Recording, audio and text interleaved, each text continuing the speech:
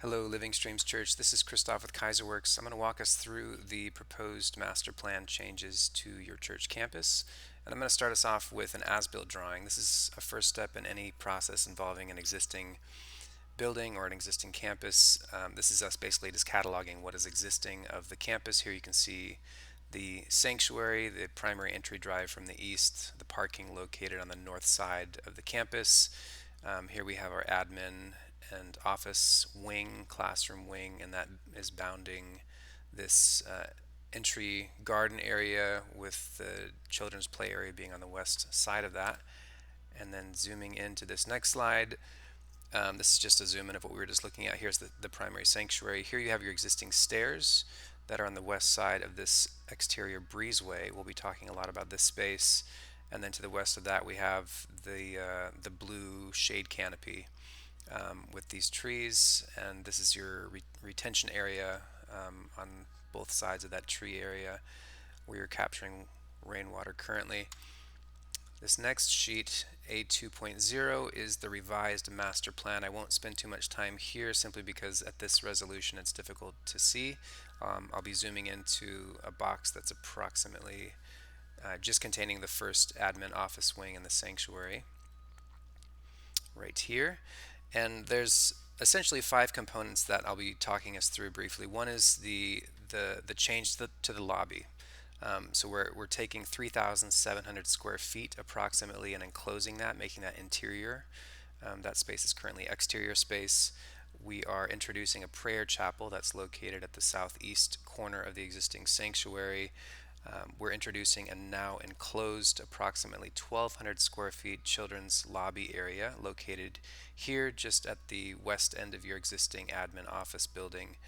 And then we have an entry garden. So this entry garden removes a bit of the existing parking on the north side right here and relocates that parking to the south of the existing church. And lastly, we have a prayer garden which starts right here and wraps around to the north. So this entire area, which is currently lawn, is now bounded by a wall and is an intimate prayer garden. It's a little bit different experience here on the south side than it is on the north, and I'll get into that when we talk a little bit more about the chapel. I'd like to start us with this first image, which is the point of arrival currently. So as you're walking into the sanctuary church, you've just parked your car. This is what the scene is currently, and one criticism we had of this is visual clutter. So there's not a clear path of direction or orientation. We have trees and shade and cars precisely where we need to have an open sort of walking path. And so one of the suggestions that we're making is to not put cars at the doorstep of this entry scene, but to put those again on the backside, and also to remove some of the visual clutter and make a larger, grander statement of entry for the lobby area. This image here is a rendering that we produced after generating the plan, and what we're proposing here is this large double height lobby space, and we're showing this right now rendered with channel glass. It's a translucent glass that allows the building to really act as a lantern in the evening when there's interior illumination. We're showing a bosque of trees that provides shade in this entry area, and then we have one somewhat formal shade pavilion which stands tall and marks the entry area directly preceding these entry doors into that lobby space. Here on the right side, beyond the trees, you see your existing admin office wing and the breezeway that is maintained. Currently, in this proposal, you walk down this breezeway now and you actually enter into this interstitial zone between this double height lobby space and your admin wing. And I'll take us back to this plan just to walk us through these components again. Here we have the two existing volumes of the sanctuary, and then preceding that to the west immediately is our new approximately 3,700 square foot interior lobby space. So coming through these doors here, if you were to turn left, you'd see a somewhat formal lobby space, and then a little bit further beyond that, we have a stair tower, switchback stair tower that takes you to the second floor bathrooms, and also to the mezzanine that overlooks the sanctuary. And if you're walking into these doors and looking to the right, we have this coffee zone. So we're taking a portion of this existing volume here, turning that into coffee shop. This is a coffee bar that you can walk up, grab a coffee, and come over here and sit in this lobby space, or walk back out into the entry garden. And you can take a seat underneath of this large shade pavilion, or you can go find a spot underneath the shade of these trees in this bosque over here. Just behind that coffee bar, there is a back of house, which is always a necessary component of a coffee shop. And then just to the south of that, we have the cry room. If you were to go through these double doors to the east, you enter the sanctuary. Through these double doors to the west, you enter into an interior entry area that comes off of the south portion of the church. So we wanted, and you'll see this in a subsequent rendering that we've done of the chapel, and how that chapel wall introduces this large volume of the existing sanctuary. We wanted to have a point of arrival at this south side of the church, and we're making that point of arrival for patrons, for people that are coming to the church, but also to people that are coming to the admin wing. So there's a window at the admin wing where somebody sitting at this desk can buzz somebody in. Let's say it's a Wednesday afternoon and the church is not officially open, but there are portions of the church that are active, so people can come here, have a conversation, they can get buzzed into this secure zone.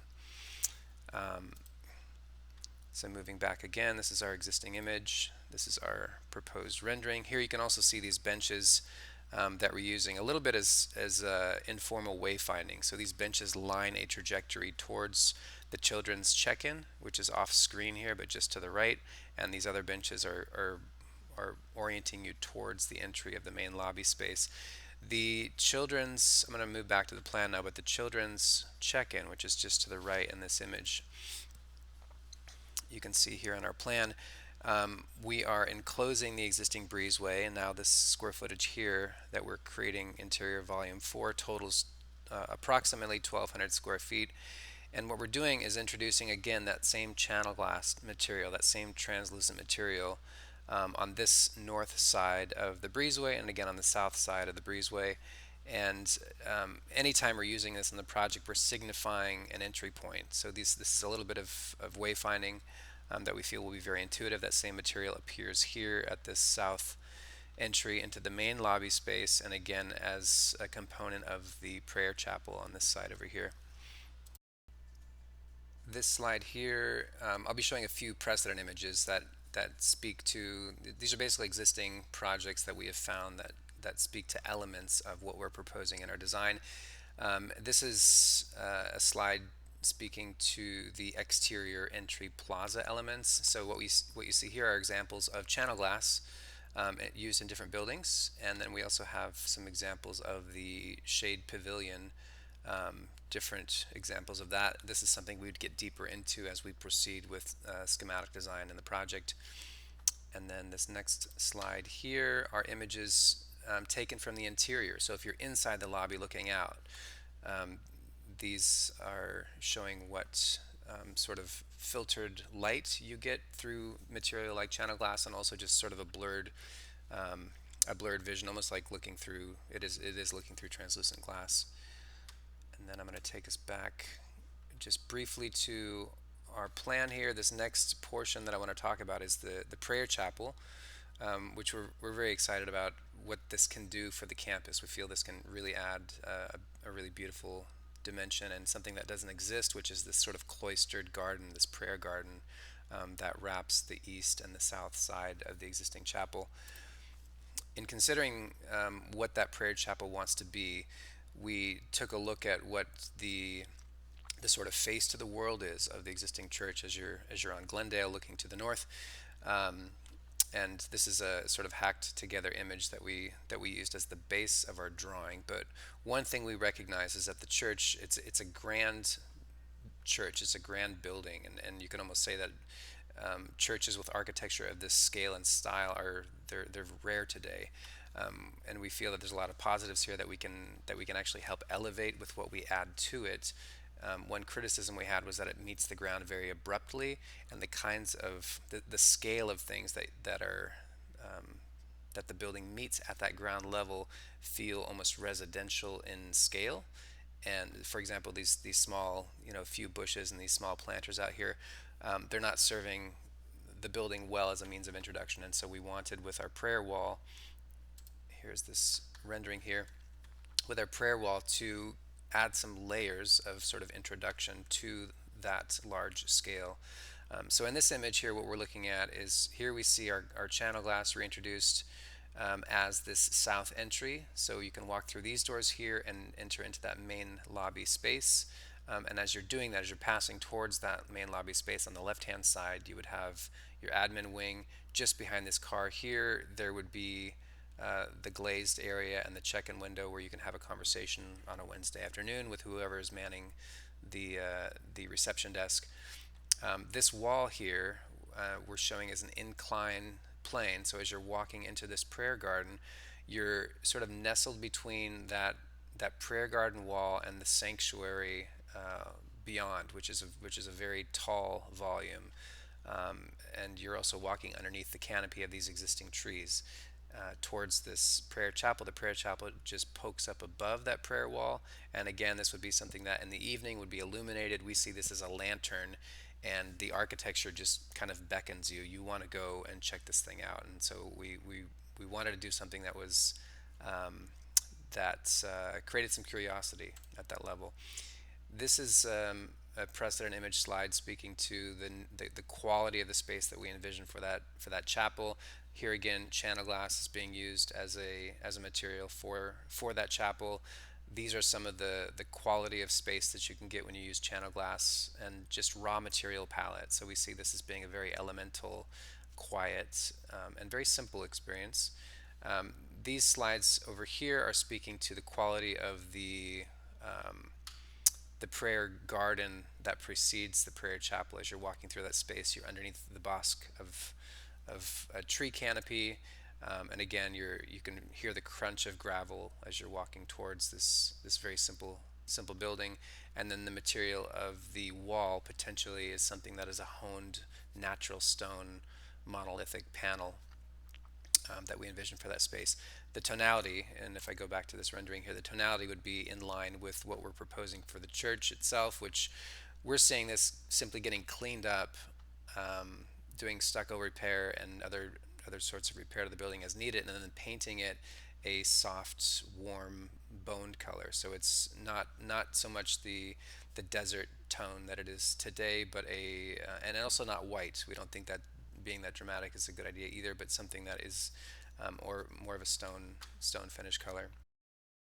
This next series of images, these are screenshots from a very quick digital model that we created just to test this idea of the space that would be between the existing sanctuary here on the left-hand side and this prayer wall that increases in height as it heads to the east. Beyond this is Glendale, and one thing we're doing with this heavy wall on the right-hand side is cutting off the vehicular noise. So as you pass into this area, you're underneath the canopy of these trees. You can hear the crunch of gravel under your feet. There's potentially a small water feature, so you'd hear the trickle of water as you approach this prayer chapel.